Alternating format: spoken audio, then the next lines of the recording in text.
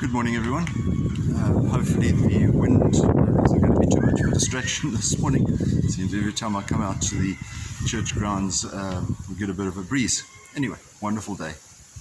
Today we recognize the memorial of Our Lady of Sorrows.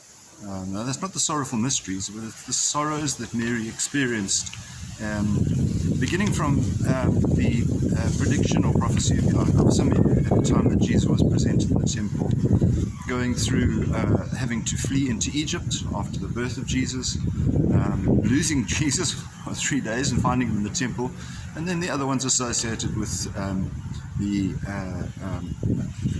actual death of Jesus, the other four. So one would think that Jesus perhaps may have prepared Mary in some way, having said to the disciples, yes, I'm going to have to go to be crucified and rise again, that some kind of discussion must have come up between Mary and Jesus in terms of what was going to happen. So it was probably not something that she didn't expect. Nevertheless, losing a child, particularly someone who you know to be so special, and someone who is 30 years old, 33 years old, you say, well, that's a huge loss. Particularly we consider Mary was in a situation where in all likelihood Joseph wasn't around anymore, so she was kind of on her own. And